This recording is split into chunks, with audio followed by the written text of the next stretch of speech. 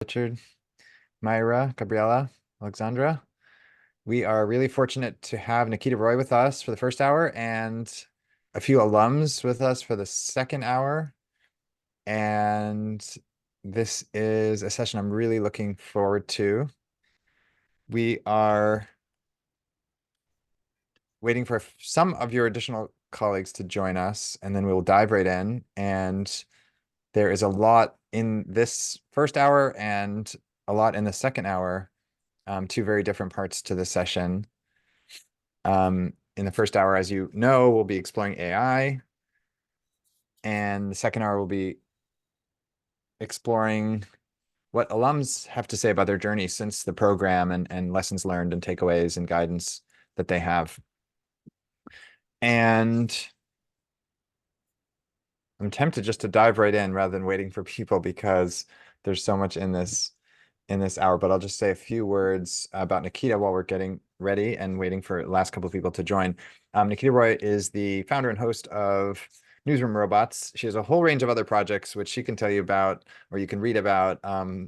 But I think of her now as primarily as the host and founder of Newsroom Robots. We've also been colleagues and partners and collaborators in a couple of recent projects together, and it's a pleasure working with Nikita. And she spoke with prior group and really gave us a great window into how AI can make a difference for us as individual entrepreneurial journalists, as journalists of any kind. And that's part of what I think is valuable about this session is it really applies not only to your individual projects and your ventures as independent entrepreneurs and creators, but also really gives us a view into how AI can make a difference for journalism organizations and how they're already using it with some real practical examples and specifics. So there's a lot in here that's going to be, I think, super, super valuable, super relevant.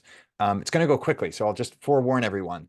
There's a lot in here. It's going to go quickly. We could spend hours. In fact, we have spent hours in other contexts diving through much of this kind of material. And today we just have 1 hour for it, because there's so much in this creator world that we need to explore. So I will leave that there. We've got a good quorum. We're going to dive right in. Nikita, we are so excited to have you here. Thank you for being here. And we will take a break halfway through, just so everyone knows where we're heading. At 11, we'll take a few minutes break, and then we'll shift and we'll be with our alums, and we'll talk about them then. But for now, over to you, Nikita. Welcome. Thanks, Jeremy, for the introduction. And it's really great to be here with you all. I'm a media entrepreneur myself, so this is actually one of my favorite classes to be teaching when I talk about AI, because I just know how impactful my life has changed since the past year with generative AI has come about and all of these tools. And so I'm really here today to show you how I've been using it, what the different tools look like, and how it could help you out. And I want to give you a bit of an introduction into all about generative AI. So to kind of actually start off, I want to get to know a bit more about you. So Umbreen, if you could just do a quick poll. I just want to know, how familiar are you with ChatGPT, all of these different tools over here? And I'm trying to see what the poll is. Okay. We have. So I launched it and there are 3 questions. Yeah, so 3 questions. We'll just give everyone a bit of minute till we. So in terms of image and video generation, anything to do with like converting text to images or converting a text or an article into a video, if you've tried any of these kinds of tools, we just want to get a sense of where you are. I think we can end the poll around here, or we have a few more people. Okay, I think we got a decent size of people, and I can see we've got a few people over here who have access. We have one person who has access to ChatGPT Plus. So, and I like that there are like most of you have tried out ChatGPT. You have tried out image generation tools, and I see a few of you all have tried out video generation tools as well. So we'll go through exactly what ChatGPT Plus also covers and like why you might be interested in getting a subscription, what the different features are over there, and how the image and video generation tools look like, and where exactly the use cases are for it to fit into your work ethically. But before all of that, just kind of for fun, I think when I talk about generative AI, there are two primary goals that I'd like for you to get out of it today is, first of all, how it can fit into your work and be impactful. And also a second, we as journalists really owe it to our audience to be informed citizens of AI, because we are going to be dealing with so much AI generated misinformation, quite honestly. So I want us to understand also where the technology is headed. So as a result of that, I just want us to, I'm going to show you a split screen video in a second. One of that video is me. That was recorded last year, right here in the GBH Boston studios for ICFJ's awards ceremony. And you'll see another video at the same time, which is completely AI generated of me. And we'll do a poll at the end and guess which one is the real version that was recorded live. Disinformation is more sophisticated and harmful than ever before. I am one of the thousands of journalists working to fight it with ICFJ's help. My news outlet serves the Indian diaspora, a population of 32 million people living in the US and elsewhere across the world. Okay, so which one? I see a lot of faces here. Which one's the real me? The left one on the screen or the right one? Okay.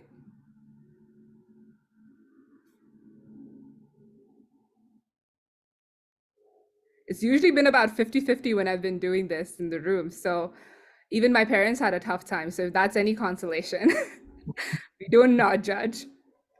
Okay, it looks like we have most everybody. Okay, this group performed better than usual. 61%. Okay.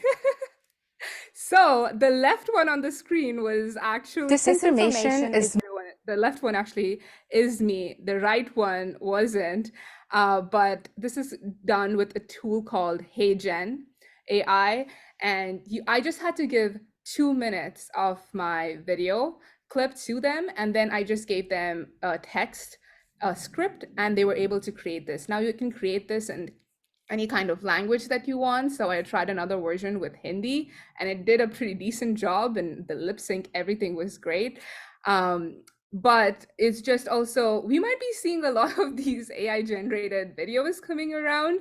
And what does that look like? So just for us to be informed of AI, I wanted us to do this quick experiment here.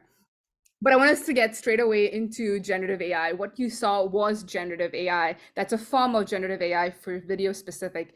And all that it does is it really generates new outputs, such as text, any image, music, by learning any pattern from input data. And that's very important, because what a generative AI models, large language models specifically, I'll be focusing on, are doing is text generation.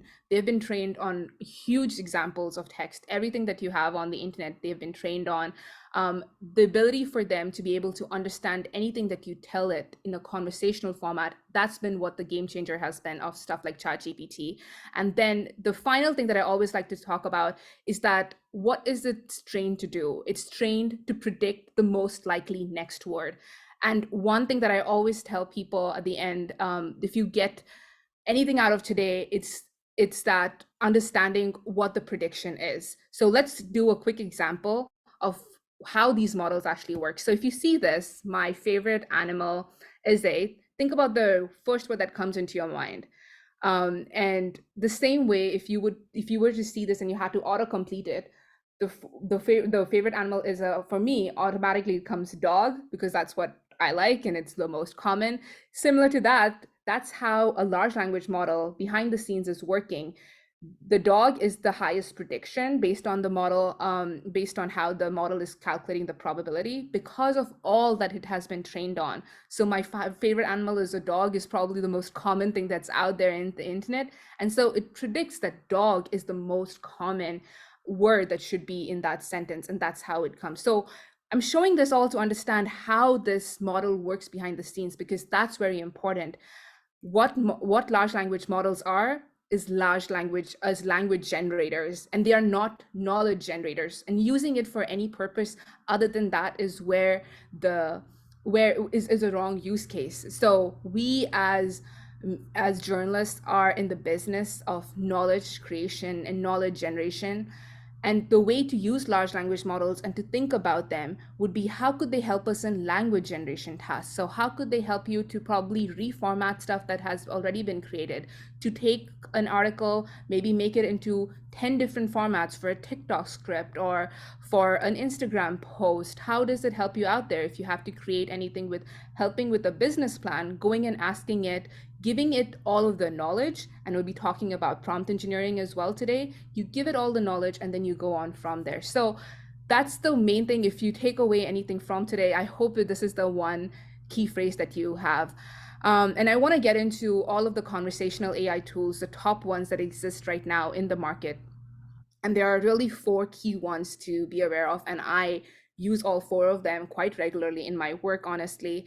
You have ChatGPT, which is the most popular one by OpenAI, but you also have Microsoft's Bing Chat, which has recently become Copilot, as you would see. It's powered by OpenAI, so they both use the same model. You have Google has Bard and Claude as well from Anthropic. So I'm going to break down each one of these tools. So use ChatGPT when you want access to the most advanced large language model that's out there. It has GPT-4, and they launched it early last year. And since then, there has been no other model that's come out on the market that beats it in the benchmark. So it is the most sophisticated, and you also are able to connect it to third-party apps. So an example over here that I have is I can create charts to visualize data. So I just put in over here information about, I copy pasted data that I got from online about admission rates for 4-year public colleges, and I connected it with a plugin, which are these third-party apps, to create a chart. And as you can see, I have a chart just created within ChatGPT. A lot of these features I'm going to be talking to you about are all in the ChatGPT Plus account and wouldn't be available in the free account. So that's one thing to also note. So you have things like you can connect it to create charts that you want. You could create it to connect it to Canva. There are things where you can connect it to Instacart and have your groceries all ready in your Instacart. If you want to create a plugin over there, you can connect it to Zapier. And if you want to create automations, you can do it with these plugins as well. So that's one thing to keep in mind. Another thing of ChatGPT, which is very useful that I really like, is when I want to analyze data or generate any code. I'm a data scientist as well, and so I use it a lot for coding, for helping me debug stuff. But the part that I really like is the analysis of data. And I just want to go quickly through an example over here. This is an example of I put in a data set about motor vehicle collisions in New York City, and I uploaded it onto ChatGPT's advanced data analysis feature that they have, and I asked it to tell me what's in the data set, and it automatically gives me all of the different, it was able to open up the data set, understand it, and go through and come up with its own questions that I should be asking as well. So it was talking about monthly trends, time analysis, the type of vehicles.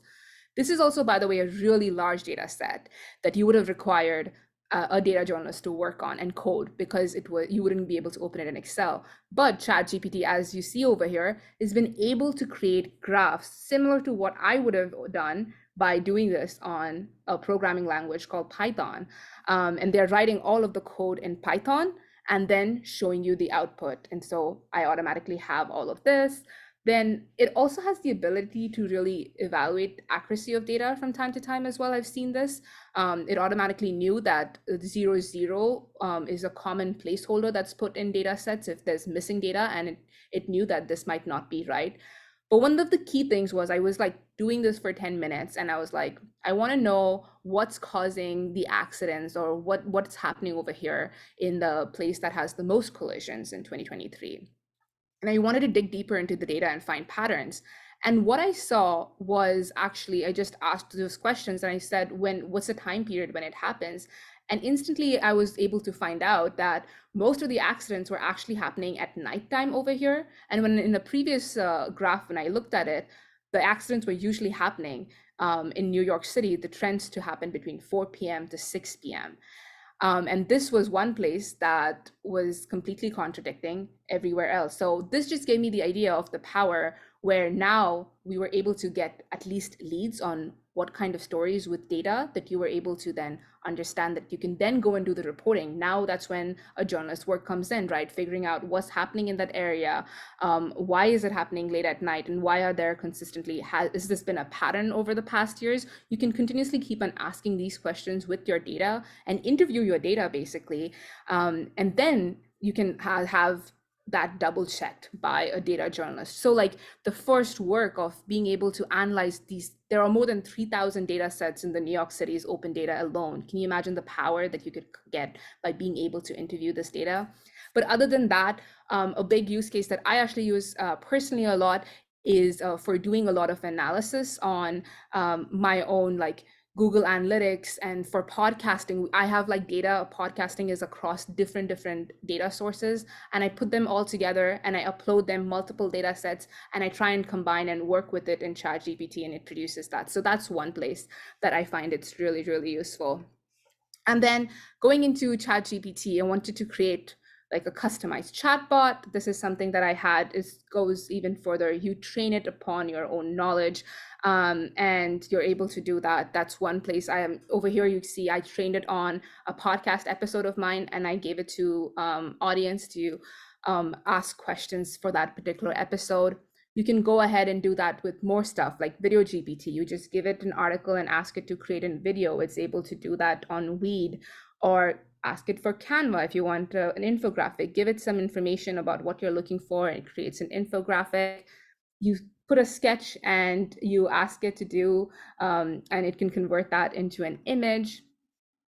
If you are doing anything, especially if you're starting off right now and you're putting out your websites and you want some advice on how it should look like and what should be, that this is one example where it could be put your Figma sketches and get feedback on the design. So that's another helpful way.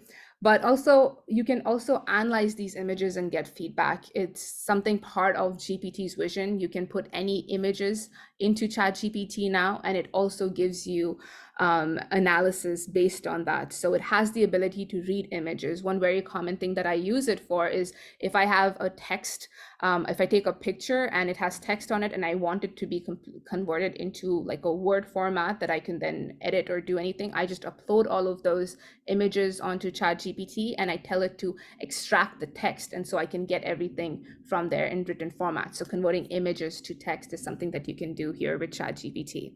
And then just going into Bing, Bing has access to real-time data, but it also has free access to GPT-4, which is part of the paid version of ChatGPT. Bard is when you want to access real-time information as well. What I like about it is you can fact check it easily, because if it's not knowing if something is correct or not, it would highlight that in orange. And so you can double check information there. You can also retrieve data from your Google apps, so connect it to your Google Docs, connect it to your Gmail, and get summaries over there. And Claude is what I use a lot for, like, if I want to analyze huge inputs and like transcripts of interview transcripts or anything, because you can input a large amount of data over here, up to almost 75,000 words. And so I kind of want to break over there if there are any questions I'm seeing in the chat. Nikita, there was a question from Mia about the data set. How do you trust the data? Not the data set, really the analysis. How do you trust the data, since it'd be so hard to fact check? Is her question. Yeah, so one thing that I do for the data is you ask the question. The problem, the way the data set works is it's coding everything. So in that way, I usually trust the data set and the way it's being able to, since if it's not working correctly, the data will not generate any output. That's the way code works. It's basically a yes or no. If the code does not work, it would not run. One thing that I do is I always ask it to create a table for me of all of the different of explaining how it's coming to the data that it's doing. A lot of the times I'm doing like aggregation of data and stuff like that, and then asking it to show step by step, not giving it the entire like prompt in one go, telling me like, give me an analysis of how social media has been in the past month, but more like, okay, first combine all these 3 data sets, and then I see that, and I'm also just seeing it's doing it correctly or not, and then I go on and step by step. So you keep on having multiple checkpoints in that way as well. But it's different from the hallucinations that you see in the text generation capabilities, because over here it's coding and then giving you information. I wouldn't rely on it for it to interpret my information and give me analysis that way, because that's where the human part comes in and you look at the data critically, but it could help you in the more small tasks over there. I think that's my big question, because I think about like the language, the predictive, the prediction model, right? Where it's just kind of making stuff up, and when you ask it to give a story, it'll give misinformation. But in this version, it's taking trusted data sources and just presenting them in different ways. Is that right? Yeah, so over here it is coding. It's going from that prediction, so that goes away from the large language, the text generation part. It's moving into now it's predicting the code basically, and it writes its own code. ChatGPT has the ability to write pretty great code actually. It then writes its own code. It analyzes that data by running that code, that the same thing that I would have done if I was looking at it, and then it produces those exact same graphs that you see. And is that also, do you access it in the same way through chat? It's still ChatGPT, right? Plus. Right now, everything is in one thing that you can go to ChatGPT Plus and upload data sets and do all of this, but you need the paid account.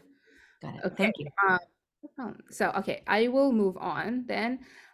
So going into just use cases, this is from one of the people here in the cohort as well, Ryan's example. Whoops, this has gone back to mine, the most common use case. Where is it? Okay. Oh, I'm just trying to get back to the previous slide. I accidentally hit out.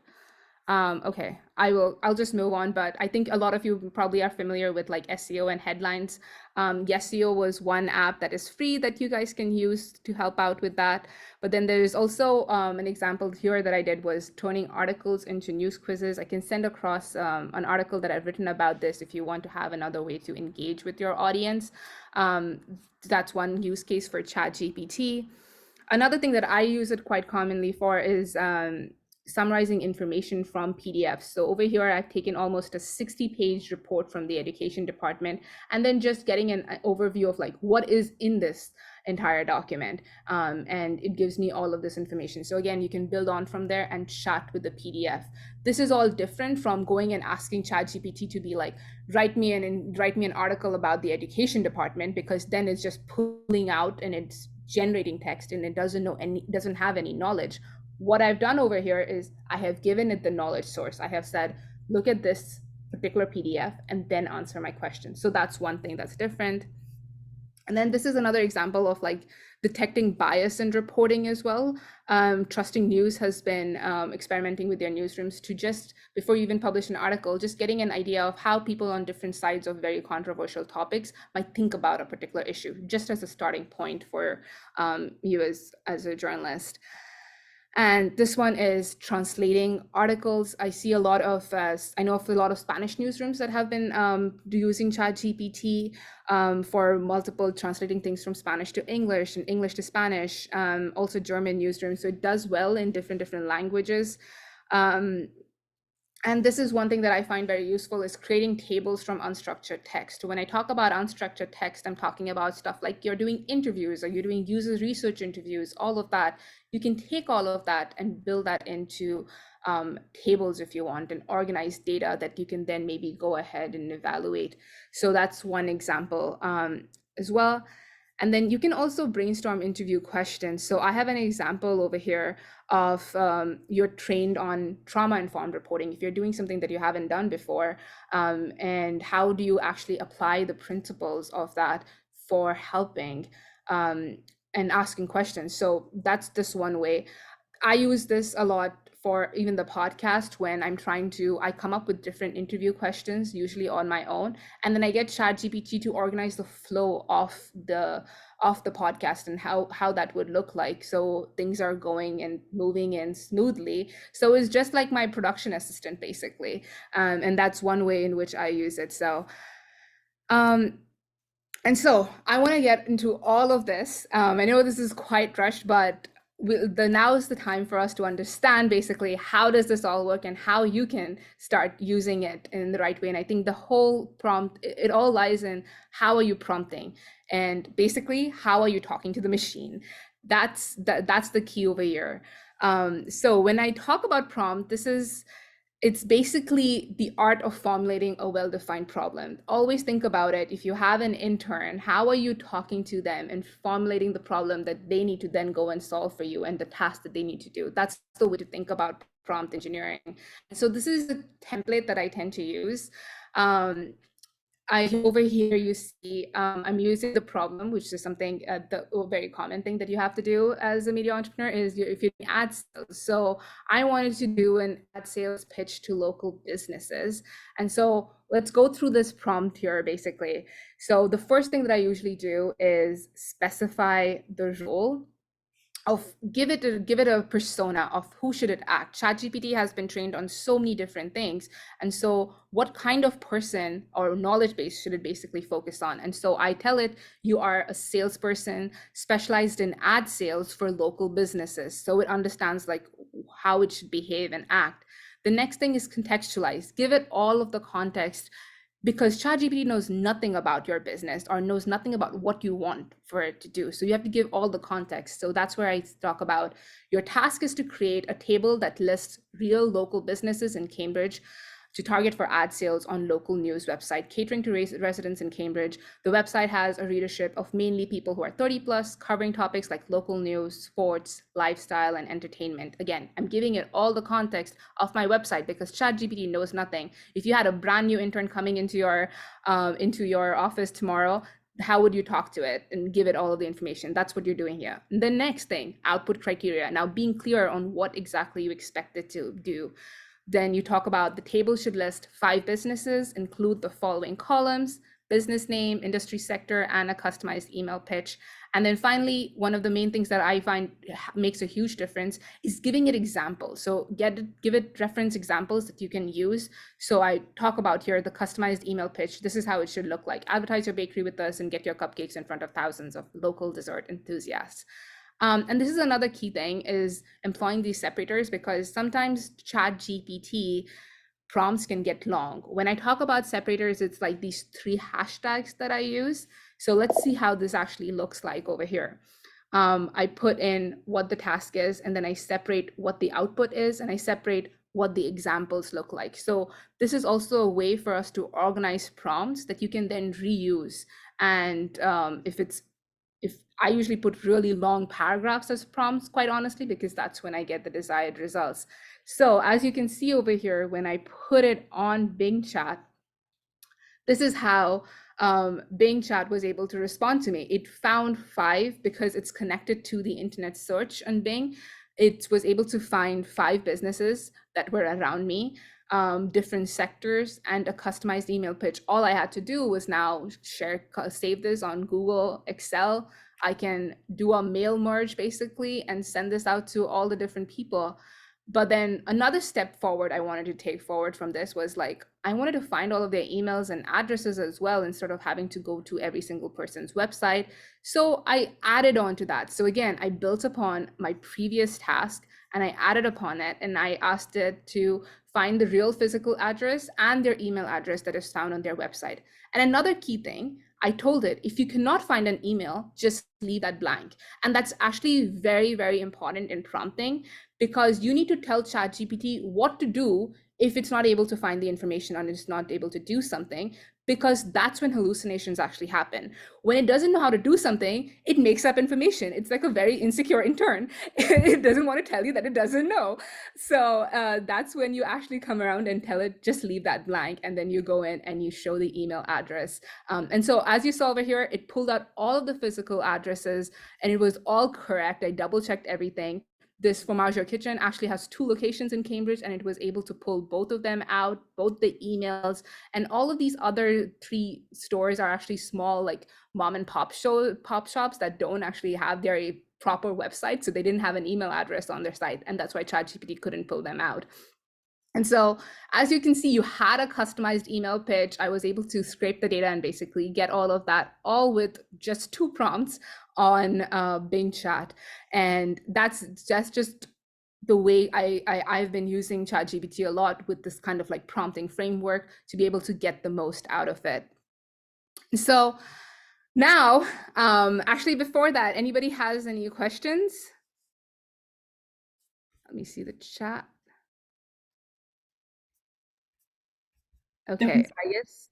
There was a question earlier about the major differences or advantages between ChatGPT and Claude, which Jeremy answered in the chat. So don't feel like you have to get too deep into that. And then the other question was about DALL-E and Midjourney and the difference between those, which I think you're going to get to, right? Yeah. Okay. So now I think the next thing we'll do is it's your turn to practice with the scoring framework. So I'll put a link to the picture of what the scoring framework looks like, and then choose a text generation tool of your choice with ChatGPT.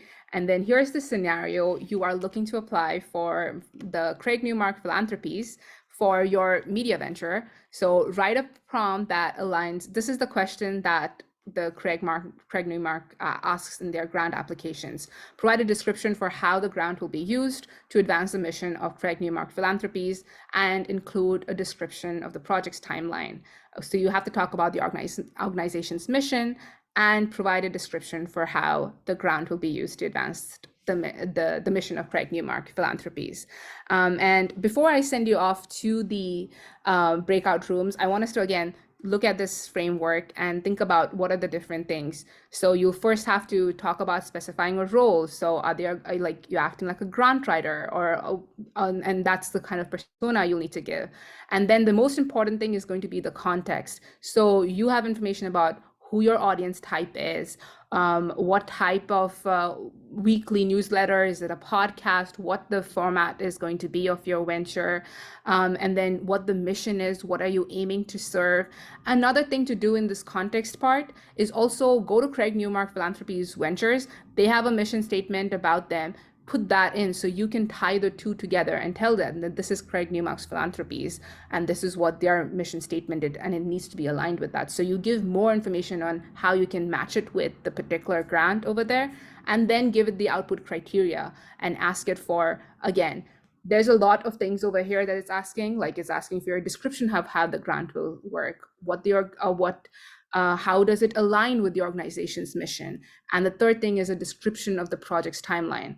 All of those things, break them down into 3 separate things that you keep on iterating. So start off first with asking, how does this work with the organization's mission? And then second, you can ask, how will the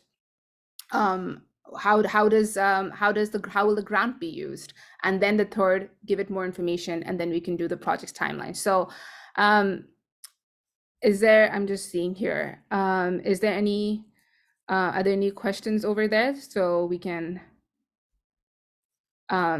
if not, Rain, can you put us into 4 breakout rooms, and I'll pop into each one for the next 10 minutes?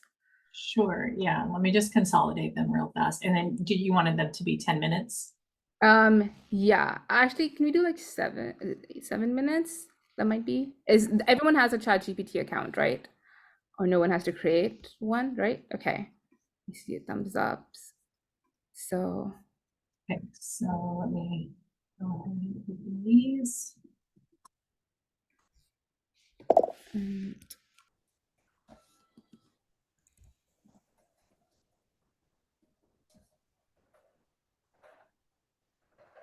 Anyone had, okay, I see Jillian. Hey, so I was just saying that I probably gave a pretty solid description of the organization and the mission, but not much of a description of what I wanted out of the grant. So it had a lot of filling in the blanks to do there, but it did it. And I asked for it in the structure of like a 5-paragraph essay in 500 words. So it's pretty coherent. It's pretty coherent, legible. It actually put together a little bit of a business plan for like the next year. So I gave it like an amount of money and an amount of time and the mission and organization structure. So. Yeah. This has been one of the most common use cases among small media entrepreneurs, basically, who are using this, because one of my friends, he's a founder of Open Vallejo. He in a small newsroom in California that does pretty impressive work, and he was talking about how he has gotten over 75K in grants the past year, mainly because he was able to use ChatGPT that was able to produce all of these grants within like 30 minutes and put that out.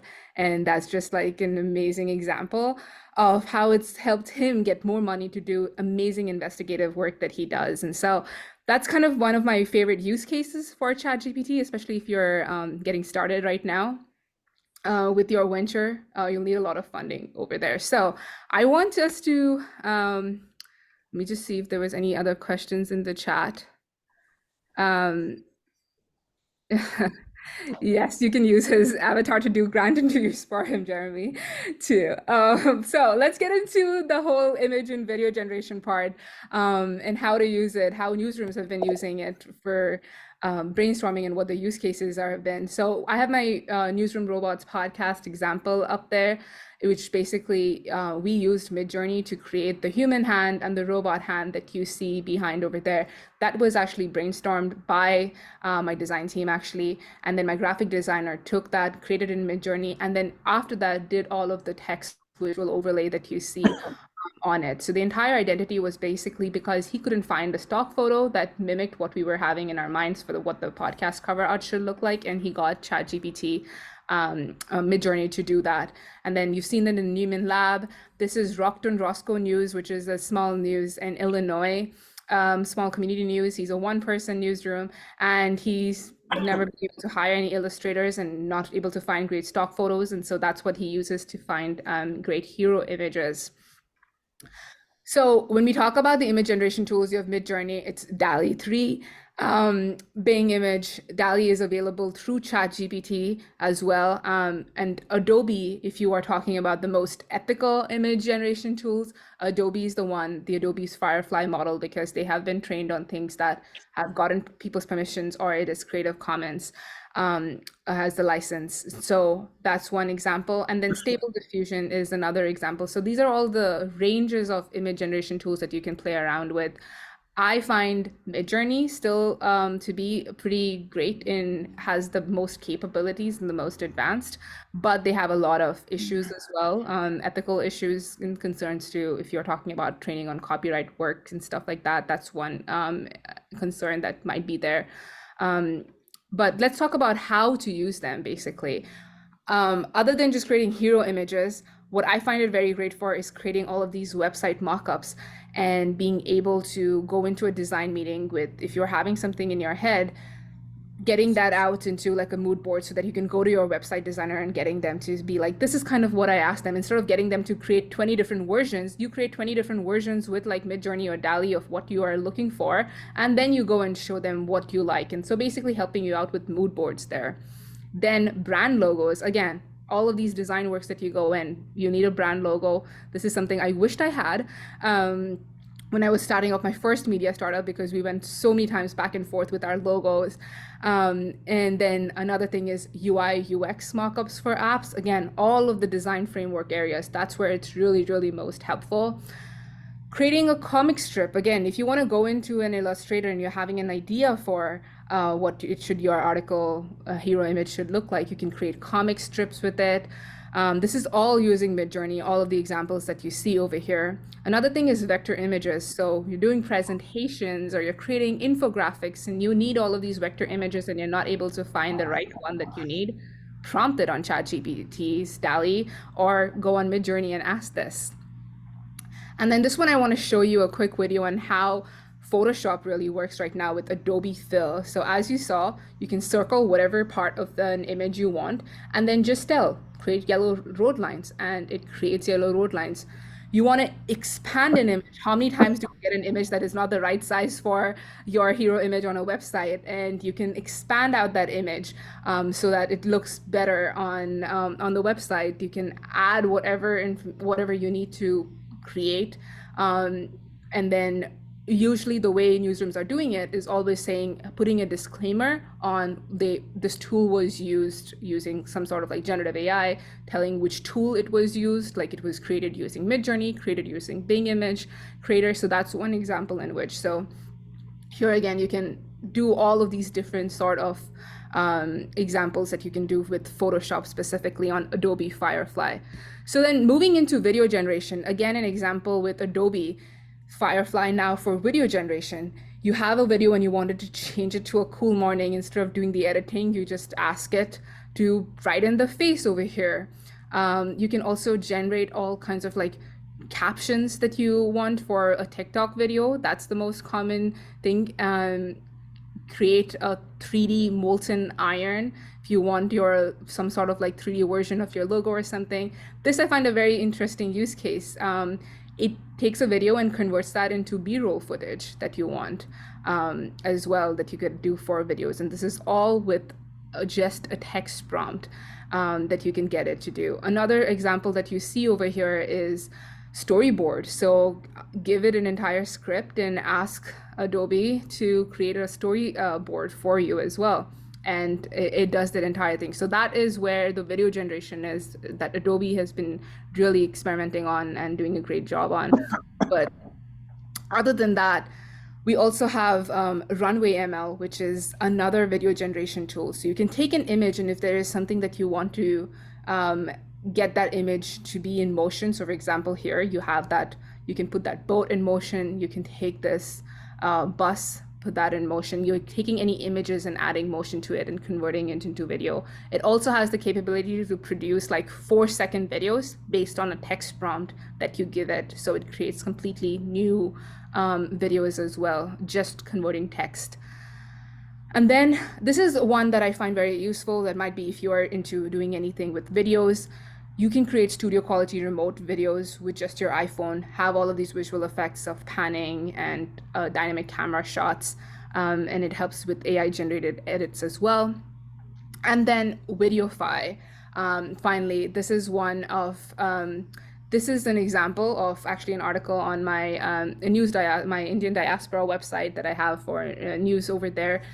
She took an article of ours and converted that into, this is completely AI generated video. So it converts it into like a YouTube video if you want to put that.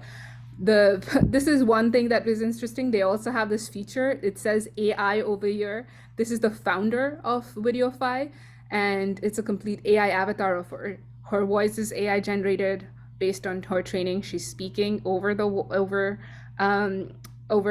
text over here, and all of this is AI generated with just a click of a button. You can go in and edit. You can remove the AI generated avatar, and you can go and edit how the video looks like, what images are coming behind, what the text should be.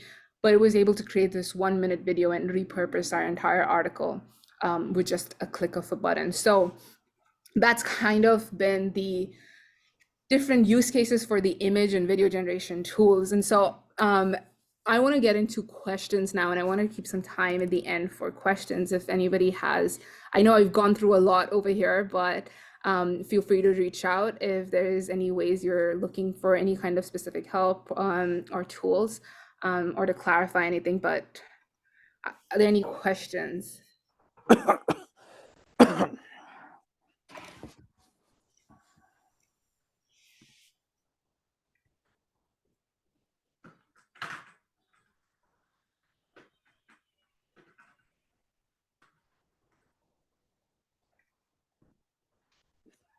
I'll throw out a question while others are thinking about theirs. For editing purposes, we're all writing things, I think, in one way or another, whether it's a grant proposal or newsletter post or description of YouTube video or whatever. I'm curious if you could share just how you use it in terms of editing. In other words, we may still want to write our own material in many cases, most cases, maybe all cases, but we can also use it for editing, cleaning up, or editing in other ways? What are you finding useful in that regard? So the biggest thing for me is I've been working on a few posts that are very technical, and I put it under ChatGPT and try to break things down, especially technical posts, and make it more simpler.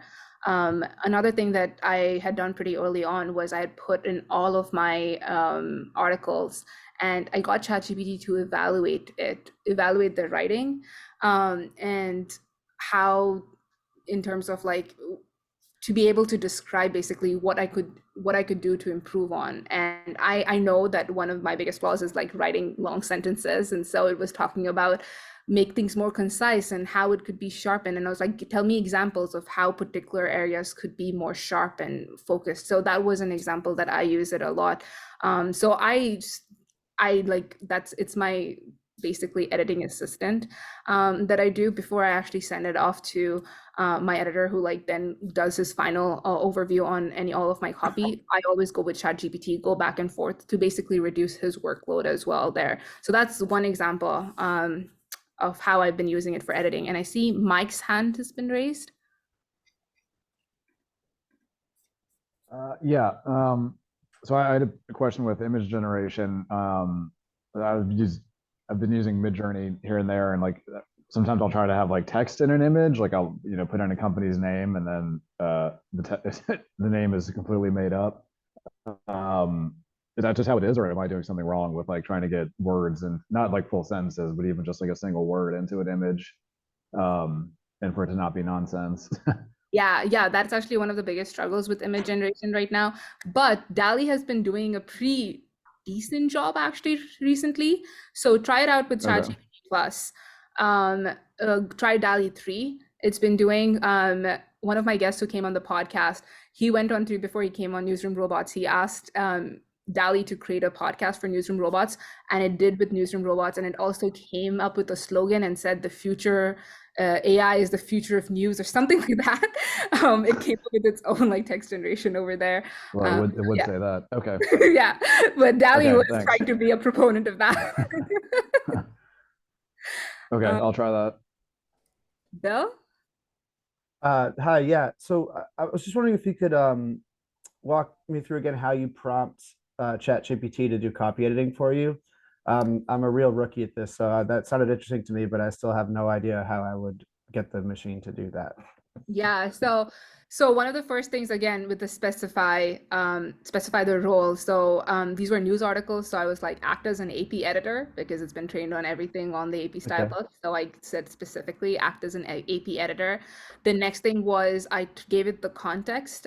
So I had these were a few immigration articles that I'd written earlier last year for the Indian diaspora. So I was like, these are I gave it context on what the articles are, and that it has to this is for an Indian diaspora, and so this was a bit more technical to be able to understand and give me advice on how I should be improving it. And so that was the output criteria. I told it to basically list out all of the different, so I had told it to look for AP style, I looked it for grammar, I had looked for, I forget right now, like word choice, repetitiveness, how easy was it for understanding, clarity, basically all the different things like journalism professors are maybe evaluating first-year students on and having a rubric. Just take that and you can put that in over there in like what the output criteria, and tell it to evaluate you on all of that and how you can improve.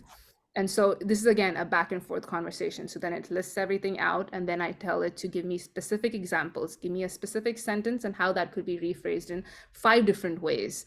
And it shows how things could, so I kind of like, it's just as a learning tool for me as well to improve upon. I do that for a lot of different things as well. I've been, recently I've been doing a lot of talks and panels. So all of that has been recorded, and I take my transcripts and I put that into ChatGPT, and I tell it to help me improve on how I could be a better speaker there as well, and say things better and more concise. So again, it's just apart from just tool for generation, a tool for me to just be better in the work that I do. Gotcha. All right. Thank you so much. Okay. Nikita, there was a last question by Lindsay in the chat. Do you have any recommendations on articles or resources on developing better prompts, which I'm guessing you do. Yeah, so there is actually a whole prompt engineering prompting guide.ai. I would highly recommend this. What I showed you was the basics of prompt engineering. So it can go, I do a whole session on it and going more advanced prompting techniques.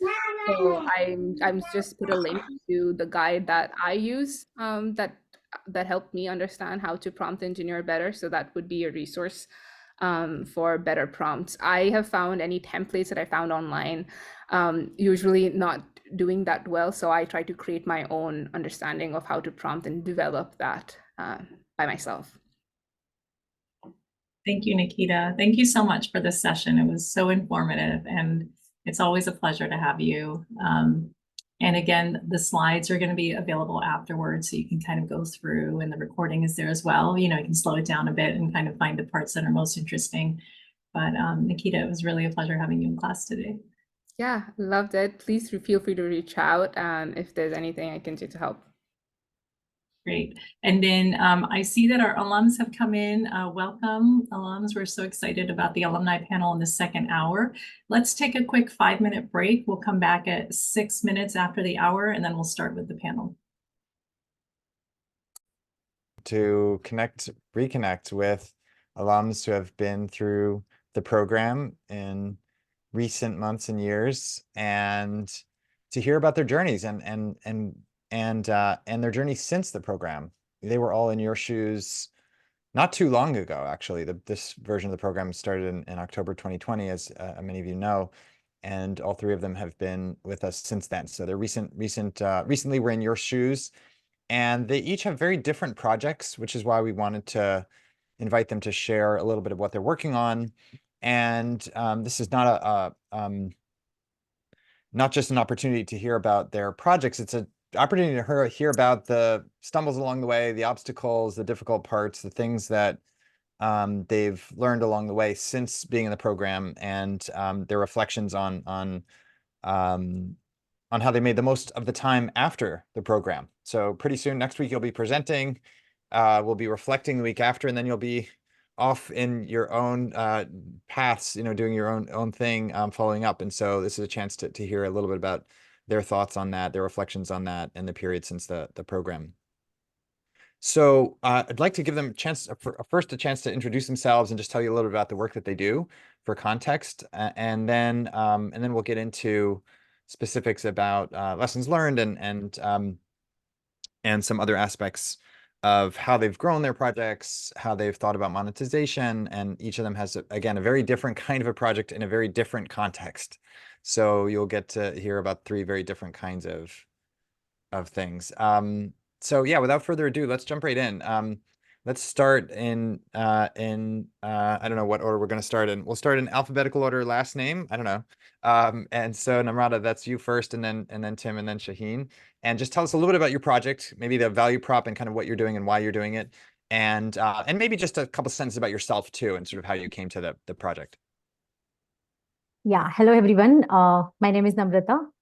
I'm from India, Maharashtra, Pune city, just in the western side of Maharashtra state.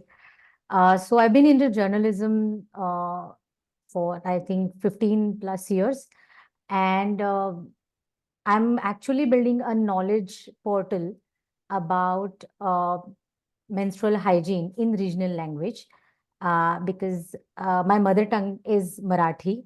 There are 80 million people around the globe who speak this language, who understand this language, but we hardly have any reliable portal on internet which gives you a full scientific and modern and engaging information about menstrual hygiene. So I'm building that one. I'm trying to build the portal. So I started with a podcast. So when I was into the cohort, my podcast was already into the world. And during the cohort, I learned how to actually manage to have different perspectives on the podcast, and then how to reach out to people to make it sustainable. So right now, the podcast is running really good. And I'm working on the video series of like 12 video series, which focuses on the basic aspects of the menstrual hygiene in regional language. So we will be having mix of products like the YouTube videos, memes, or the reels, or something like that. So yeah, that's the project I'm working on. Great. Thanks, Namrata. We'll come back and hear more about some of the process along the way. Tim. Hi, everyone. Good morning, good afternoon, wherever you are. I'm a little disheveled because we were putting out our issue this morning, so thank you for bearing with me. I have a project called The New York Groove, which right now is a weekly newsletter focused on service journalism about how to make everyone a better New Yorker and more engaged and more involved with the city. We are member supported. We are we are owned by the journalists that run it. And we launched actually right after our cohort ended. So our cohort ended in June, and we launched basically a couple weeks later in July. I have a long history in New York City journalism. I've been doing it for 15 years in different varieties, and I've watched local news crumble here as it has in many places around the world. And it was a very sad thing for me to watch. I could see how it affected people's lives. So for a while, I've been wanting to do something with some colleagues that was focusing on bringing attention back to local news, back on local people, back on the kind of street level stories that were getting missed by the bigger publications. So we put this together, and it's a weekly newsletter right now, and we hope to expand it sometime this year into something bigger.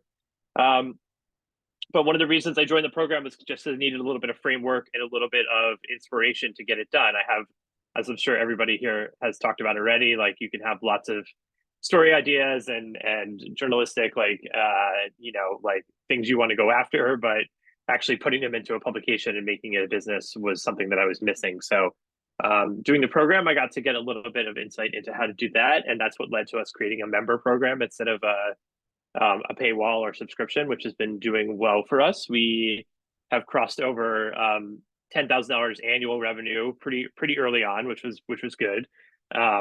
So we make about $1,000 a month off of members so far, and that's been growing.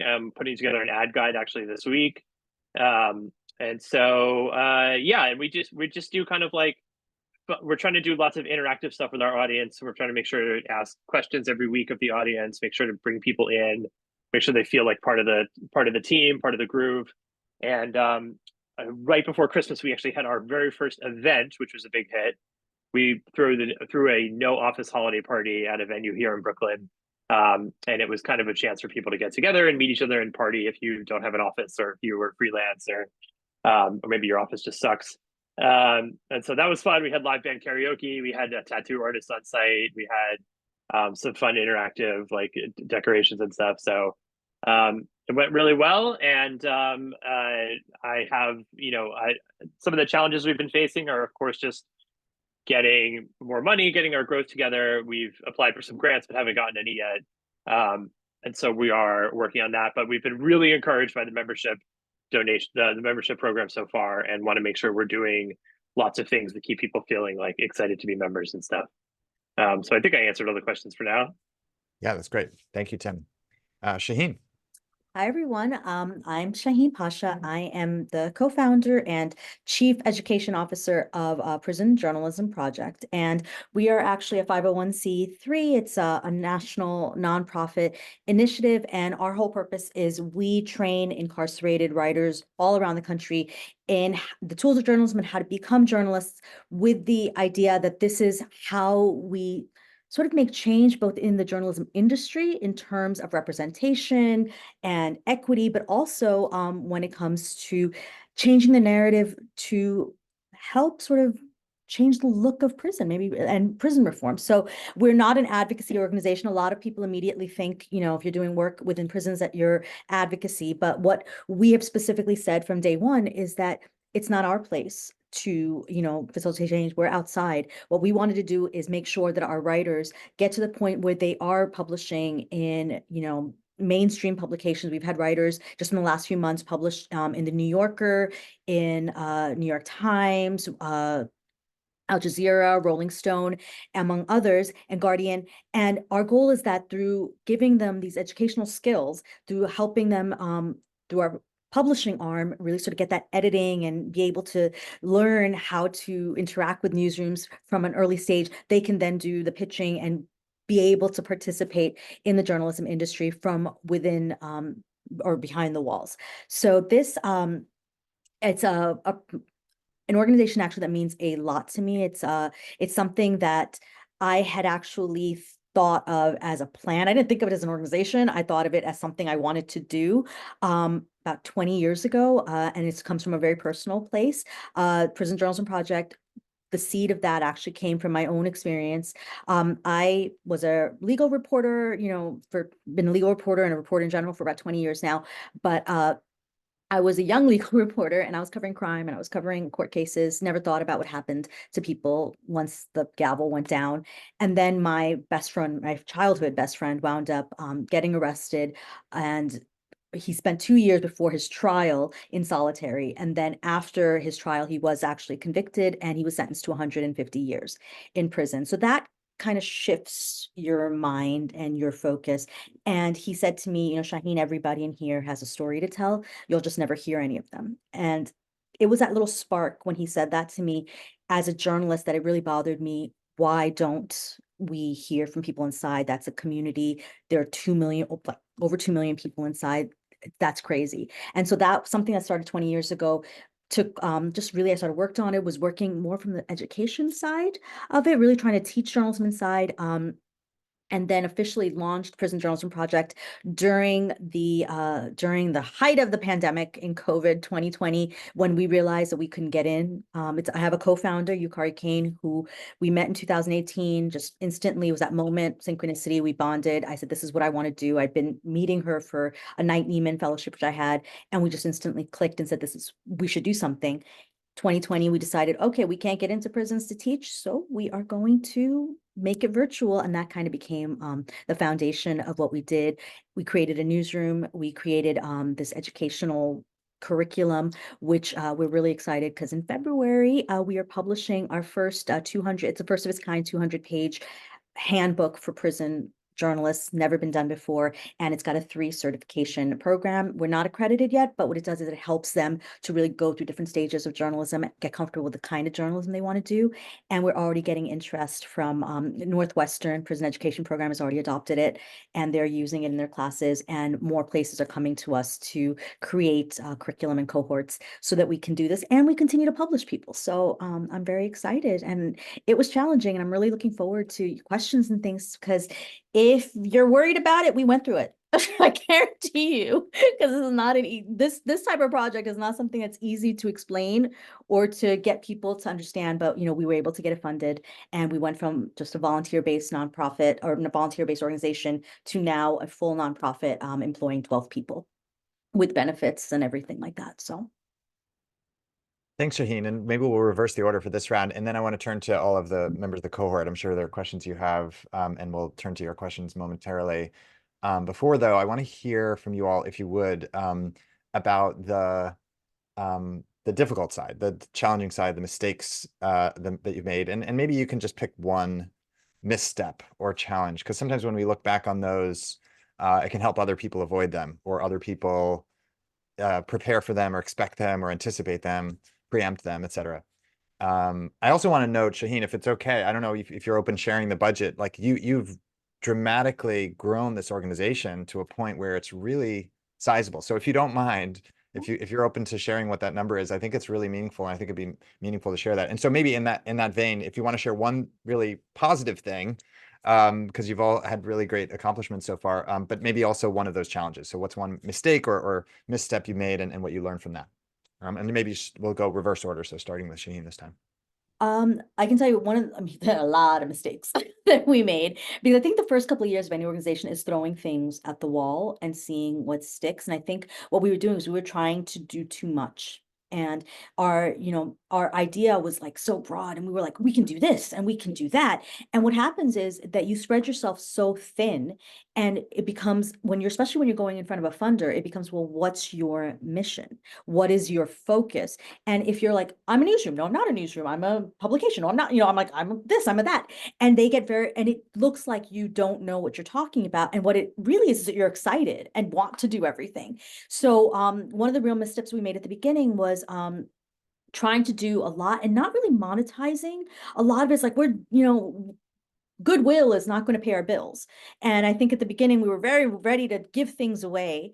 And over time we started realizing, the services we're providing, the knowledge, the know-how at the beginning, yes, we did give a lot of it away for free. And then there came a point where like, okay, we developed some relationships and we said, now this has to be consulting. Like we cannot run classes for you out of goodwill. Like that's taking time out. There's prep, there's all these things.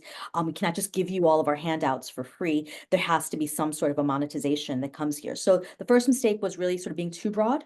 And because we're so excited about all the possibilities, in the last year in particular, we've really sort of focused our mission. We've really narrowed it down, which is amazing for funders because they want something that's snappy. Like you need to be able to tell them right away what your thing is. And if you're going, and this, and this, and this, it looks like you're scattered and that you're not going to be able to put the attention and the work into the organization the way you need to. So that was probably early mistakes, and the not valuing ourselves. That's a huge one. Being like, so eager to get in like our name out there that we're not valuing the actual business side of what we're doing and how this is actually very valuable, and this idea is worth money. So those were two mistakes I think at the beginning. The exciting thing was, and as Jeremy mentioned, when I started this organization with my co-founder, Yukari, who is amazing, right? I think one of the things that we did was we both put in $3,000 of our own money to sort of fund it and get like the initial website, and kind of like everything was volunteer based, doing all this stuff for whatever. And that was 2020. And as of the close of last year, and keep in mind, this is not money that's going in our pocket. This is budget, right? This is budget. So this is where how much our operations have grown to. So this money has been raised to fund this. Our budget as of last year, which we were funded for, was 1.5 million. So we did this thing, and that, thank you. And that was really hard work, but we are a mixture of just individual, funding, some major funders, but like a lot of it's grant funding, which, is amazing, but unstable, because you could get funding from one round and a 2-year round, and then you got to go through the process again and see if you're going to get the same kind of funding. So we're always out there. One of our best investments was one of our first hires was a chief development officer, that's her. I don't do this. I don't know that. I tried, I sucked at it. And this is her area. So that's really sort of been a major thing with us. And now we're going into the next year being conservative, though, because there are a lot of headwinds in fundraising coming this year, which everybody should know about, because with the election, with Gaza, with everything happening, money is going different places. So we're going into a conservative mindset. But we've been really fortunate, and I'm talking about membership. When I was in this program, I really, really was excited about the membership aspect of it. That's what but when that section happened, I was so excited. I didn't know anything about that. And we just launched our membership program as of this end of year campaign, and we had aimed for 150 founding members. We were able to get 220. So we're very, very excited about that, where that's something we are really looking to grow. Fantastic. That is really an amazing achievement. So credit goes to you and your partner, and yeah, phenomenal. Now I forgot what the order. Oh, Tim, and then Namrata, and then open up to other questions. So get your questions ready. Yes, remind me what we're speaking about right now. Sorry. So this is like a misstep, a mistake. If you look back, what's one thing you kind of could have done differently now in retrospect, you might do differently for the benefit of all of us who may be able to anticipate those things and make adjustments. And then also one thing you're really, really proud of.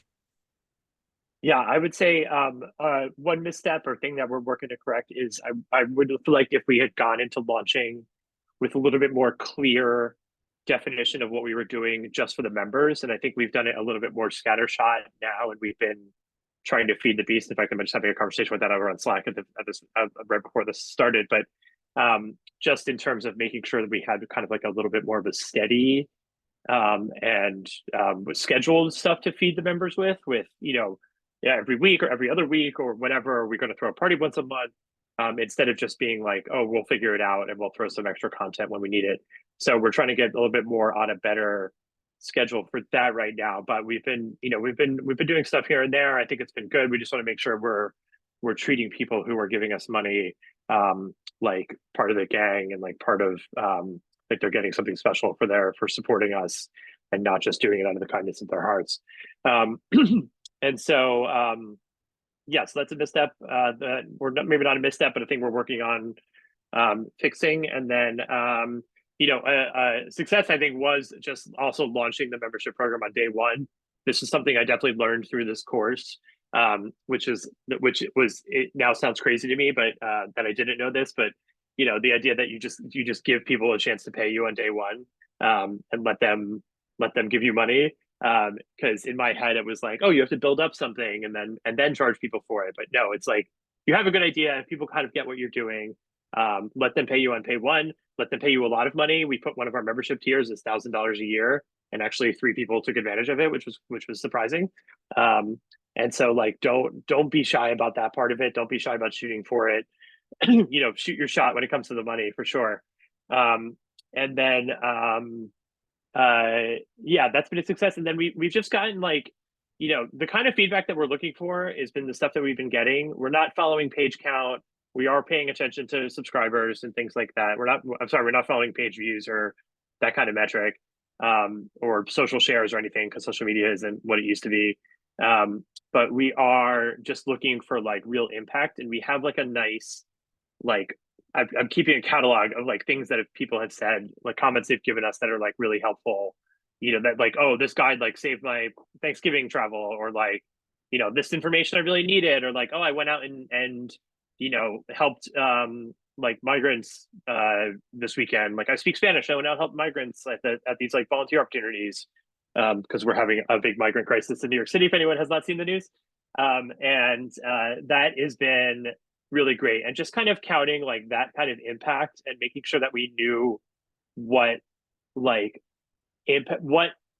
success looks like for us, which is having impact and having those kind of comments and not chasing Google Analytics or Twitter shares or whatever. So that has been a pretty good success to look back on at this point. And a lot of it just comes from stuff that we learned here. Thanks, Tim. And that's great. Namrata. Yeah, mine is a very different story because I have not seen how success looks like. Though, like, in the money part was really difficult for me. It isn't like that I have not managed to keep my project afloat. I have managed to make some kind of money, like gather some kind of budget for initial parts of my podcast. But then when I realized that the way I wrote my pitch and I used to present it to the people was going in the wrong direction. Because when my pitch had words like period poverty or stigma or many things, like people already know that these things happen with menstrual hygiene, like menstruation in the Indian context. Also, membership model wasn't for me because in India, nobody pays you for your content. You have to have some kind of advertisement or some collaborations with people. So I tried reaching out to many people for grants. I tried reaching out to philanthropists also. But everyone asked me that what is that you're telling us the new thing? Because we understood that you're building a knowledge portal, which is necessary. I get it. But then what is new thing you're telling your people? And then I came back and sat on it for the long time, and I read my pitch over and over again. And then I realized that I shouldn't have the same similar things which everyone is telling people. The NGOs are telling the same thing, or the organizations, those who are working in the same field, are telling the same thing to the funders, to the philanthropists, that there is a stigma and the women are not able to get the knowledge about or the information about the periods, etc. So instead of, so I turned my pitch, I changed the perspective of my pitch entirely. So now my pitch has the words like activating the knowledge, activating the power of the ownership, activating the power of taking conscious decisions. So after the knowledge, after knowing what is, how you get your periods or how the science works, then only a woman can lead her decisions, can lead her way through that, through her adolescent years, through her motherhood, to her menopause. So at every curve, she should learn to lead her way, her own life, after taking conscious decisions. So after changing my pitch into the similar way, like the way the giving it a new perspective, I started getting the interests from the funders that yeah, come upon, we would like to hear more about it, and how you are actually envisioning it, or how you want to make it possible. So now I'm planning to reach out some influencers, some political influencers, and trying to get a good a good budget, so that I can hire some people, because still now, like, it's been 1 year since I'm working on this project, and I'm the only one who is working on it right now. So like I'm the owner, I'm the content maker, and I'm the businesswoman. That's everything about me. So but now the small ray I can see after changing some aspects of my pitch, and presenting it to a proper people. Like, I'm actually reaching out to very women-led companies in India, or in Maharashtra basically, who will understand, who will resonate with the problem, and might get interested, or might get on board, and may collaborate with some of the projects I'm trying to make. So yeah, but at least and monetization, yeah. So I just as I told that the membership model wasn't for me. So after reading, or after studying the people around me, or people around the globe who are working in the similar field, I understood that they have something to offer to their audience. So now I'm thinking about actually creating a brand of a menstrual hygiene product, a sustainable menstrual hygiene product, and investing some ideas and some money into the merch also, which will have messages related to womanhood, related to the menstrual hygiene, related to power the women have because they menstruate, and because they have some kind of decision-making power. So that's what I'm thinking about. And I'm hoping that in 2024, I'll be able to launch that product, which I'm thinking about. I'm thinking about menstrual cup basically, and launching a merch like the t-shirts. I've already designed a few. So I'm planning to get it printed and then offer it on my page. Yeah. Thanks, Namrata, for bringing this issue, really important issue, and for also reflecting the fact that there are projects at all these different time scopes, right? Some projects kind of move quickly to market. Some projects take longer to emerge in different contexts. The situation is different. As you mentioned, membership versus merch might be very different in different markets. So thank you for bringing that, and for persisting, and I'm excited to see what 2024 brings for you, and for all three of you. Jillian has a question in the chat, which maybe you can see if you're able to, but I'll read it out loud. If you were pre-launch ahead of the program, how did you decide when to launch? So in terms of the timing of that, maybe you could share, all three of you could share just briefly about that. And then when did you decide to start charging, or kind of, how did that emerge? And then for membership models, she mentions, so yeah, whoever wants to jump in on that one first. I could start if no one else wants to jump in. Sure. I would say, well, we launched, as I mentioned, right after the program, and we decided to launch, and this is a big thing that I also had to kind of internalize and learned, which is that it's okay to start small. It's okay to start with a minimum viable product and just get something out there and build your audience kind of organically, which is what we've been doing. So we were like, what's the most, like we were really like chomping at the bit to get into this and be doing more work. But we wanted to make sure we had all this backend stuff lined up. So waited till after the program. But we were like, what's the minimum viable product we can get out that we like, we feel good about? And we landed on a weekly newsletter. We do 2 stories. We try to do, you know, some bonus content here and there. And then we have our social feeds and stuff. So that's how we got to that. And then we're working on our growth plan now. And then how'd you start charging for memberships? So we, like I mentioned, we launched with the membership program in place on day 1. So we had people sign up before launch for our newsletter, and then we on day 1 were like, now you can support us with these programs and with these membership levels, and it ranged from $6 a month to like I said, $1,000 a year. And people just kind of jumped in there and went for it. How we decided on the levels, which is that you make it up. You entirely make it up. I asked this question 1,000 times, and everyone was like, "Make it up." So you go higher than you think, and most people will go for like the middle tier. So our middle tier is about $10 a month, $100 a year, which is pretty good. So you just kind of pick a number, don't make it too low, and again, turn that money spigot on from day 1.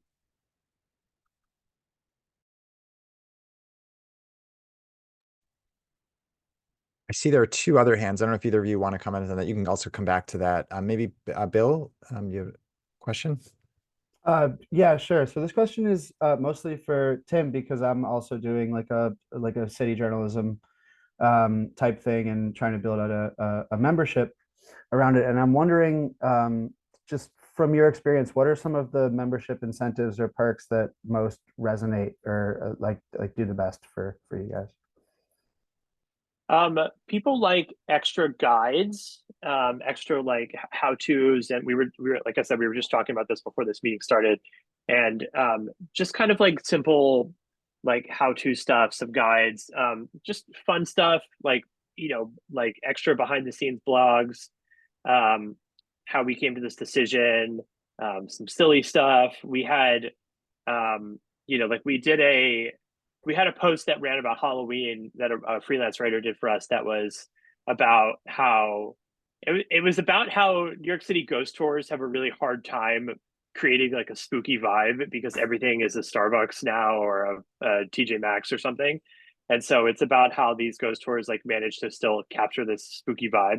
And then as a bonus content to that writer talked to all those ghost tours people and was like, but here are the actual spooky places in the city that you can go to get like a spooky vibe. And that was a members content thing.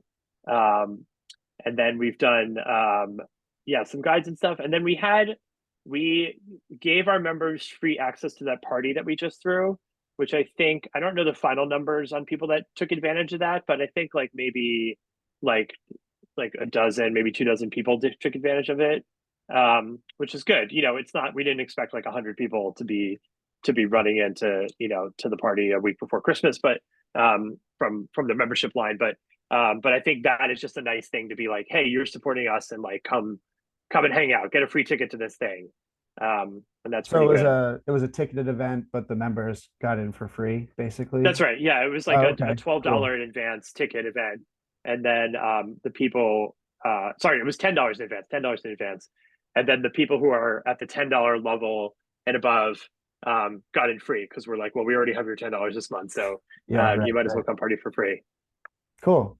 Great. Well, thank you. No problem. One question I wanted to throw out to you 3 is about balance, life balance. You know, Namrata, you mentioned, you know, you play all of these different roles. Shaheen, I know you also are playing multiple roles and also have a separate, you know, university position and so forth. And Tim, you're, you know, editorial role, business role, growth role, you know, team management role, and you know, potentially also having to do other things on the side. So just if you could each just say a word about how you think about life balance and sort of setting boundaries so that you're not constantly overwhelming yourself with work and stress related to your venture, and what you found to be an effective tactic, one effective tactic or strategy that you've found that might be relevant for other people. I can jump in with there because I do like carry a bunch of different hats. In addition to, co-founding and helping to run PJP, I also have a full-time position as an assistant teaching professor at Penn State. And I have 3 kids. So there's a lot happening in this world. And I think for the first couple of years, I tried to do it all. And I was literally doing full-time work as a professor and trying to do this full-time as well. And I think there was a level where I was so burned out. And that I think happens to a lot of people at the very initial stages because you're throwing every part of your soul into it, trying to learn. I had no business acumen. I was a business reporter, but I could write about other people. I couldn't do that myself, and having to figure all of that stuff out and learn everything from like HR stuff to like liability insurance, all of these things that were crazy for me. I think it helped that I had a co-founder in this, but even then there are struggles with 2 individuals running an organization. I mean, it's not an easy thing. You really have to find a balance with the way you work too. She has a different lifestyle than me. It was very, very tough. I think what really eventually came is that I decided personally that I was going to give my co-founder, we at that point were co-executive directors, which means half and half, right? And we decided to shift that to, where I had communicated well enough with her that she understood where I stood on things and what I expected in my role, but I was willing to give her, because this was her full-time position, to say, you'll be chief, CEO, you'll be the chief executive officer. I will switch to, and I decided on a 25%, where I do 25. That's a number I really don't ever do 25%. I always wind up doing more, but it, at least seeing it on paper, made me kind of realize that, you know what, no, I'm good, I'm done. And the other thing, the big thing I will say is that we're starting this, and yes, there's a momentum to do it, but you're not working for someone else. So if something takes a little bit longer to get accomplished, there's no one other than you being that voice in your head yelling at you. So I think understanding that it can take a little bit longer, and we need to take a break, and we need to stop before we burn out, because then everything goes for nothing. That was huge. Take vacations. Vacations are huge. And actually, when you're taking vacations, turn that laptop off. And turn it off. Don't look at it, because it's your baby. If you created something. So just like with my kids, I think about my kids all the time, but my kids are humans and I should think about them. This is an entity I created, but if you don't give yourself that mental break, you can't see like the forest from the trees. Everything combines. And we just took a full week in December. We shut down. That's our thing. Everybody shuts down. And then we came back and we were able to see stuff that we hadn't seen before the break. So I think that's sort of how I balance things. Definitely laptop. Yeah, so I'll continue. I'm working as a freelancer for 2 different organizations as a content strategist. So that takes at least half of the day, like every week, every day, half of the day is dedicated to that work. And after the remaining half, I dedicate to all the work which I'm doing, because I really care about it. And I like the writing helps in this, like for me. So I have a whiteboard here. So every day I write down to-do lists for that day, and that should have a time for myself, and which I consider as a work-life balance, because during that 1 hour or 2 hours, I strictly shut down everything which I am doing, and I read, or I go on the walk, or I play with my cats. So I think writing a to-do list for every day, like every day I write, not necessarily I achieve each of one of it, but at least I have something in front of my eyes which needs my attention. So I write it down, I strike it off once done. If not done, then I carry it forward like for the next day, that this wasn't done, so I have to add it to the next day. and then I just go on like that. And like there's no holiday in this freelancing work. Like every week I have to work throughout the day and throughout the week. But at least on Sundays, I make sure that I give time to my family, and I strictly keep no meetings, no workings or no meetings on that day. So yeah, so writing down everything has helped me so far.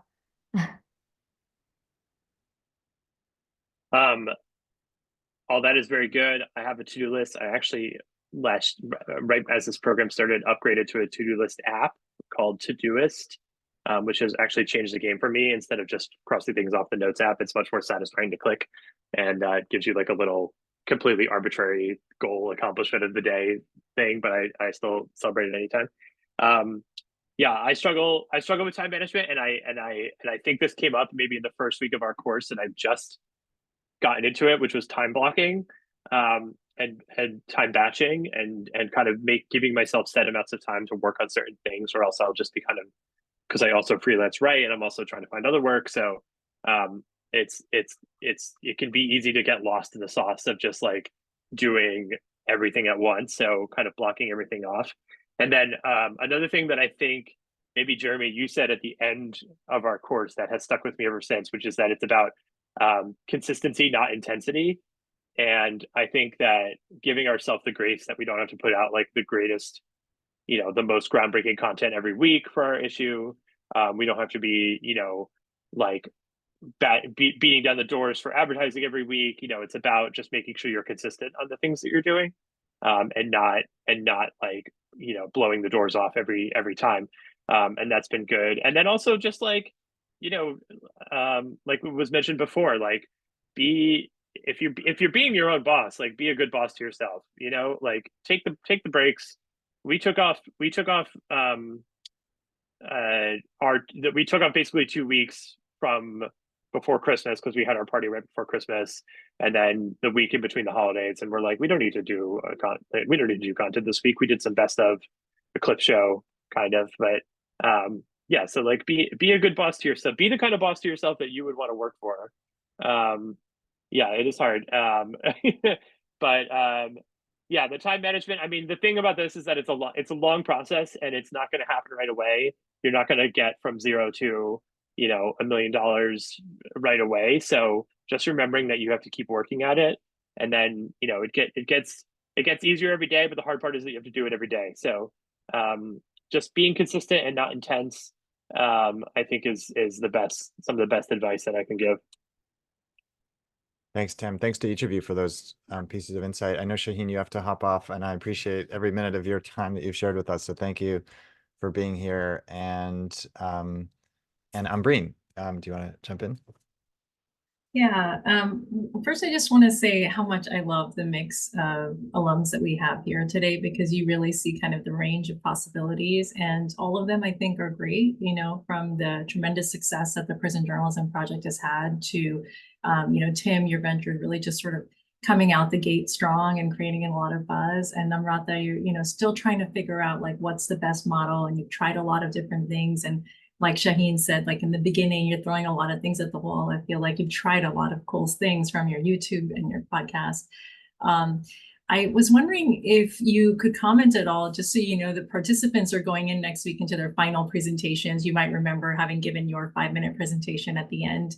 And I was wondering if you could just comment on how much you've had to kind of present your idea to the world, and how important that skill set has turned out to be now that you're kind of, further along. And Shaheen, I don't know if you want to take that before you hop off. Yeah, because I'm going to jump off in 5 minutes. Like I said, my balancing act.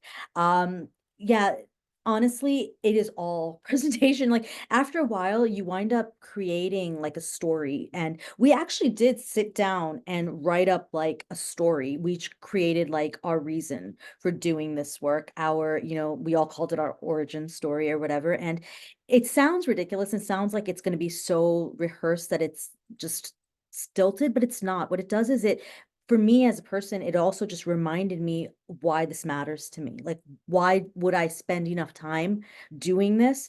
Especially because people don't understand. A lot of people are like, why are you doing this for people in prison? My mother calls it my prison hobby to this day. It's my prison. Mothers don't change. So she still calls it my prison hobby.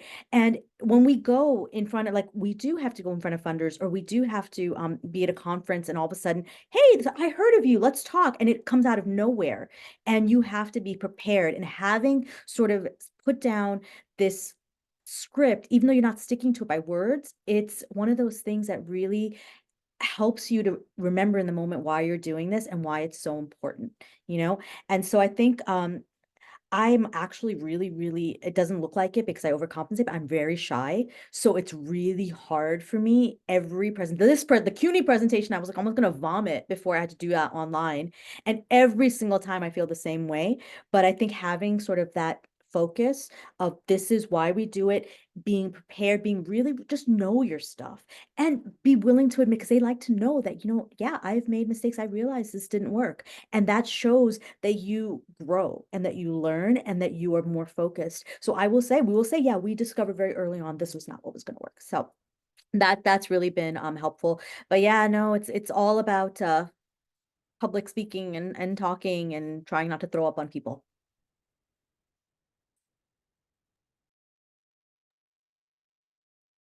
Yeah, just like Shaheen said, storytelling is really important. I guess the presentations, when I designed a presentation for my cohort, I saw multiple presentations and actually got nervous because I was so not at it. Like I wasn't ready to like there wasn't any focus. I just knew what I wanted to do, but I couldn't put it into the words or the way the others uh, have presented. So it actually gave me a kind of inferiority complex. But then I realized that it's just a storytelling. You have to tell your funders or tell the people whom you're presenting that why this is the project which you care about, and how you are going to address it, the question and the answer, and why you are important in that kind of framework, and why you are doing it, because it has to be a story which resonates, uh, not only you, just with the people who will uh, take that presentation or who will be present at that presentation. So yeah, storytelling and convincing them through your story is really gonna work. And that's how I've been doing, because after presenting my own pitch like over and over again, I have understood the nick of it, or the trick of it, and how to tweak the words or tweak the language according to the presenter I'm presenting to. Yeah, I will say, if you're nervous about the presentations, that everyone is faking it until they make it. Everyone is nervous. And so just giving yourself, pretending that you have confidence goes a long way to having confidence. And I'll just repeat what everybody said already, which is that, you know, the important part of it is telling you like why you're the one to do this project, why it's your story, and why you're important. There's you know, there's so many large media organizations that are completely impersonal and funded by VC money and all these things that don't really speak to anyone's like kind of personal needs or stories. So you're telling a personal story, you're telling it why it affects you and why you feel passionately about it. And I think the passion is really just what comes across now more than anything else. Like anyone can start a newsletter, but why are you the one to start this one? Why are you the one to start this site, this podcast, or whatever? And that's what people are really looking for. And they want to know that you're knowledgeable too. You know, knowledge in the area that you're covering, the neighborhood, the community, the tranche of, you know, of culture that you're working on, and just people want to see that it comes from a place of knowledge and experience and passion, and yeah, and just act confident and you will be confident. And that's the most important part. Thank you for all of you for that. And thanks for that question, Ambreen. Very, very fitting given what we're moving into the presentations next week. Before we conclude today, I'd love to give you each a chance just to share any thoughts, final thoughts, or some observation you have, or something you wish you knew when you were finishing the program, or just something we didn't touch on that you want to add, or any other final thought that you want to conclude with. and whoever would like to jump in first. I'm gonna jump in because then I'm gonna jump out. Sure. I really, the one thing I will really say is it's not a race. It really, this project means something to you. That is why you're going through all of this effort to do it. And I think that, especially as journalists, everything's a deadline. Everything is, you know, I got to scoop this person. I got to do this. Your project is probably going to evolve 10 times before it really hits that level that you're excited about. So understand that you don't have to race to get every opportunity. You don't have to squish yourself and who you are to fit into every like funder's desires. That's something we try to do at the beginning. We're like, I can do that. Of course you can. But is that the heart of what you want to do, or are you chasing money? And of course we all want money, but I'm saying it's not a race. You will get there, but it's going to take time, and it's okay to have those days where you're like, I can't believe I'm doing this. This is not going to work. And then you just pick yourself back up because you started it for a reason. And there's nobody holding a gun to your head saying you have to get it all done by next week. It's going to happen. It's just going to happen on the schedule where it's going to happen for the best. That's sort of my take. And on that note, Yeah. I'm off to teach other kids. Goodbye. Bye, guys. Thank you so much. Bye. Thank you so much. Yeah, I'll just quickly add that people, and this is a thing that I felt I kind of knew going into this and launching this project, but people are willing to pay for good journalism now, and people are willing to support it, and they see the value in it. So give them a chance to pay you, give them a chance to get the value from you. And then I also would just like to, we didn't touch on this today, but the importance of a landing page before you launch, if you haven't launched yet already, is really key, because something about the mystique of having a mysterious Gabo is coming, like kind of landing page up where people don't quite know what you're doing yet, will make people really eager to sign up. And that we got a ton of subscriptions just from before we even launched, just of like, hey, we're coming to do this thing, here's generally what it's going to be, but we don't have any stories out yet. And then that really got people going. So give people a chance to sign up, like, before you even get out the door. So my take is don't stop anywhere just because you don't see any success in the near future or immediate success, because consistency is really important. Once you're consistent and once you're passionate about something, people will come to you and they will listen to you. From like I have learned this from my experience that you don't have to show it to everyone. Like pick one platform, just like either social media platform or the newsletter or anything else, which will give you a voice or which will be there as a proof of your work, and stay consistent through through the process, and just keep on believing in that which ignited you in the first place. And as a journalist, I know that we don't get involved in anything which hasn't hit us that badly. So it is something which you are passionate about, and you have to work on it day and night, and you have to work on your minuses and your pluses. So keep consistent, like stay consistent, and keep working on it. Make it short or make it long. Just keep working on it. That's it. Thanks, Namra, and thanks, Tim. Anyone have any final questions for our guests before we conclude, or any other final comments anyone else wants to add before we conclude? Well, we have an exciting week coming up. I'm really, really looking forward to next week. We've been talking about, nerves and how difficult it is to present, and I won't counter that. It can be definitely challenging and nerve-wracking and so forth, but ultimately it's really exciting. It's really, I think it's really just